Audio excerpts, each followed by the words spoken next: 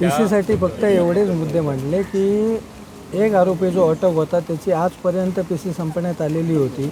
आता दुसरा आरोपी त्याच्यासोबत मिळालेला आहे. त्याच्यामुळे त्यांचं त्या दोघांसोबत पोलिसांना संवाद साधण्याची संधी पाहिजे. त्याच्यामुळे तो सकल चौकशी काय असेल ती करणं महत्त्वाचं आहे. त्याच्यामुळे कोर्टाने आमची मागणी मान्य केली आणि 10 तारखेपर्यंत पोलीस कस्टडी दिली. टेंडर कोणी दिलं, का दिलं याची सुद्धा चौकशीची मागणी ती आता पोलीस तपासात होईल. तर तुम्ही किती दिवसाची पोलीस कस्टडी मागितली होती आणि किती? आम्ही टोटल 10 दिवसाची मागितलेली होती. त्याप्रमाणे पोलिसांनी आज तारीख 5 त्याच्यामुळे 5 दिवसाची पोलीस कस्टडी देण्यात आलेली आहे. म्हणजे एक नंबरच्या आरोपीला 5 दिवस आणि 2 नंबरच्या आरोपीला आता 10 दिवस झाली. त्याच्यामुळे तसंच चौकशी कामी कोर्टाने सुद्धा आमचे मुद्दे काय जे होते ते मान्य केले.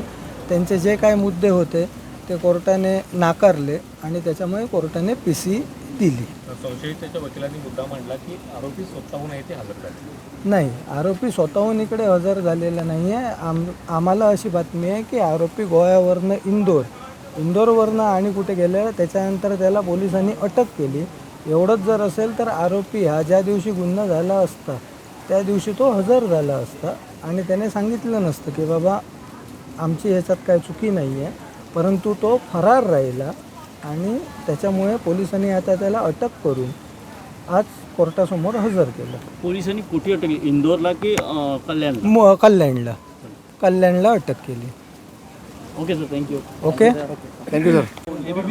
हां सर, मालवण येथे 26 ऑगस्ट रोजी दुपारी जे प्रचंड वादळ झालं, जे सर्वत्र कोकणात इतरत्रही जाणवलं, आमच्या मुंबईत देखील जाणवले वारे. त्याच्यामुळे छत्रपती शिवाजी महाराजांचा जो ब्रॉन्झचा जो पुतळा होता, जो आरोपी क्रमांक 1 जयदीप आपटे यांनी बनवलेला आहे, शिल्पकार यांना, त्याने ज्याबद्दलचं कंत्राट टेंडर डॉक्युमेंट हे नेव्हल डॉकयार्डनी टेंडरची संपूर्ण कायदेशीर प्रक्रिया पूर्ण पाडून त्यांना जे दिलेलं होतं, कायदेशीरदृष्ट्या सक्षम तऱ्हेचं ते कागदपत्र डॉक्युमेंट आहे, तर तो पडल्याबद्दल शासनातर्फे PWD असिस्टंट इंजिनियर ग्रेड 1 यांनी ती फिर्याद, घटना घडली 1 वाजायच्या आसपास, 10 तासामध्ये तातडीने फिर्याद नोंदवली. मागच्या वर्षी साधारण या सुमारास उज्जैन मध्य प्रदेशमध्ये एक नव्हे तर तब्बल 7 तऱ्हेच्या पुतळे म्हणा, मूर्ती म्हणा, प्रतिमा म्हणा, देवांच्या, विविध देवदेवतांच्या, या देखील तिथे निर्माण झालेल्या वादळामुळे पडल्या आणि तिथल्या मध्य प्रदेश सरकारने लोकायुक्ताकडे त्याच्यात चौकशी प्रदान केली. चौकशी अद्याप सुरू आहे की कशामुळे या उखडल्या गेल्या, वाऱ्याचा इफेक्ट होतो का वगैरे वगैरे. इथे अत्यंत घिसडगायीने जी व्यक्ती केवळ एक्झिक्युटिव्ह असिस्टंट इंजिनियर आहे, ज्याला मेटलर्जीमधलं कुठलंही ज्ञान नाही आहे, आम्ही त्यांच्या सिव्हिल इंजिनिअरिंगच्या ज्ञानाचा आदर करतो, पण कुठले मेटलर्जीचं ज्ञान नाही आहे, तर केवळ स्पॉट व्हिजिट दिली त्यांनी दुपारी घटना घडल्यानंतर आणि त्याने 8 तासामध्ये त्यांनी जी फिर्याद नोंदवली आणि त्याच्यामध्ये जयदीप आरोपी शिल्पकार म्हणून त्याने आरोपी केलं आणि डॉक्टर चेतन पाटील ज्यांनी चौथऱ्याच्या संदर्भामध्ये डिझाईन वगैरे जे काही दिलं होतं त्याबद्दल त्यांच्याविरुद्ध 133/2024 ही फिर्याद ओढली गेली. तथापि याच्यामध्ये जी काही कलमं ओढलेली जी आहेत, तर ती जी कलमं नवीन BNSच्या तरतुदीनुसार की जुन्या भारतीय IPCनुसार बोलायचं झालं तर त्याच्यात अटेम्प्ट टू कमिट मर्डर 307 जुना जो आहे किंवा 336, 338 ही शारीरिक इजाच्या संदर्भामधली जी काही कलम आहे ती ह्याच्यामध्ये ओढलेली आहे. या संपूर्ण FIRमध्ये हा पुतळा पडल्यामुळे कुठल्याही कर्मचाऱ्याला, तिथे वावरणाऱ्या पर्यटकांना, त्यावेळेला जे कोण पर्यटक उपस्थित असतील त्याला कुठल्याही तऱ्हेची इजा, गंभीर इजा झाली आहे, त्याच्यामुळे त्यांचं जीव धोक्यात आलेला आहे, अशा तऱ्हेचं कुठेही म्हटलेलं नाही आहे. त्यामुळे ही जी BNSची कलमं ओढली गेलेली आहे ती संपूर्ण प्रक्रिया चुकीची आहे, कारण शारीरिक इंजुरी झाल्याचं कुठेच फिर्याद बोलत नाही आहे. त्यामुळे आम्ही तीव्र त्या कलमांवरती आक्षेप घेतला आणि जो कायदा ओढलेला आहे या संदर्भामध्ये जास्तीत जास्त सरकार यांनी पुतळा बनवताना कुठल्या तऱ्हेचा निष्काळजीपणा दाखवला, निग्लिजन्स दाखवला, असं जास्तीत जास्त बोलू शकलं असतं जर अगदी त्यांना दोष किंवा ठपका ठेवायचा असेल तर. पण ठपका तुम्ही कधी ठेवणार, तर कुठल्या तऱ्हेची एक विशिष्ट तज्ज्ञांची एक समिती नेमली जायला हवी होती.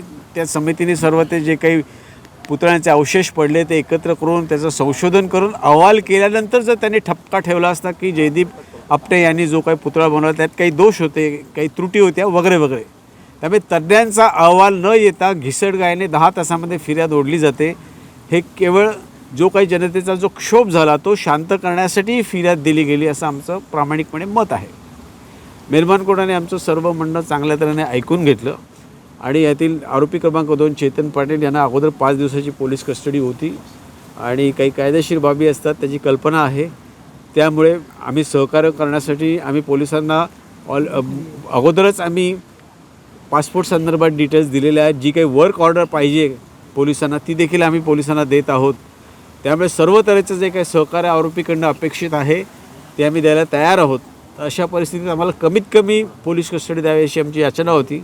मेहरबान कोर्टाने सर्व विचार करून 10 तारखेपर्यंत पुढील 5 दिवस आरोपी क्रमांक 1 आणि 2 देखील यांना पोलीस कस्टडी दिलेली आहे. आता त्यांना 10 तारखेला मेहरबान कोर्टापुढे आणलं जाईल. परत क्रिएट केलेली ही स्टोरी आहे आणि दडपणाखाली दिलेली तक्रार आहे असं तुम्ही युक्तिवाद केला. बिलकुल. याशिवाय नरेंद्र मोदी यांनी ज्या पुतळ्याचं उद्घाटन केलं त्यावरती प्रश्न उपस्थित केले जात आहेत असं सुद्धा युक्तिवाद केला. काय आहे तुमचं म्हणणं? नाही, एक लक्षात घ्या की माननीय पंतप्रधानांच्या हस्ते एखाद्या वास्तूचं म्हणा किंवा पुतळ्याचं अनावरण होतं तेव्हा सर्व तऱ्हेची त्याची इन्स्पेक्शन ज्याला म्हणतो, निगराणी म्हणतो, ती केल्यानंतरच तो पुतळा तिथे उभारण्यात आलेला आहे. असा लेचापेचा कोण पुतळा उभारत नाही. आणि कारण पंतप्रधानांची सुरक्षा ही अत्यंत महत्त्वाची असते त्यामुळे सर्व तज्ज्ञ मंडळी येऊन अगोदर 8-8 दिवस जाऊन सर्व तऱ्हेची पाहणी करतात. त्या सर्व पाहणीला तो पुतळा पुरुरला टिकला, तो सर्व चाचण्यांना, आणि म्हणूनच तो दौरा ओके केला गेला. त्याचं अनावरण टिकमार्क झाली त्याला आणि ते अनावरण घडलं.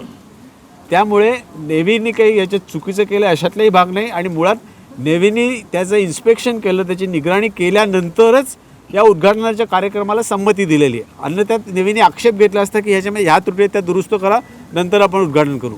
तसा काही प्रकार घडलेलाच नाही आहे.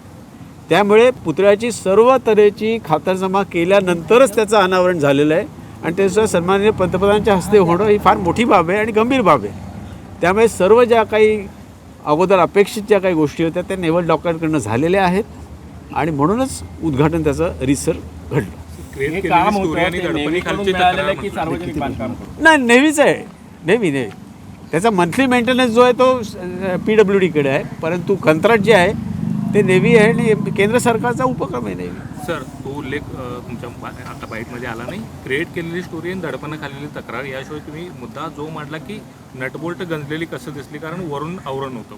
हां, आणि मुख्य म्हणजे नटबोल्ट जे आहे ते आतमध्ये असतात. सर्वसामान्य पर्यटकाला काय बघायला जाणार आहे का तो नटबोल्ट? तो फक्त पुतळा बघणार, त्याचं निरीक्षण करणार, फोटो काढणार. त्याच्याकडे काही एवढी काही दृष्टी नाही की त्याला गंज दिसेल नटबोल्टाचा. नटबोल्ट आतमध्ये आहेत.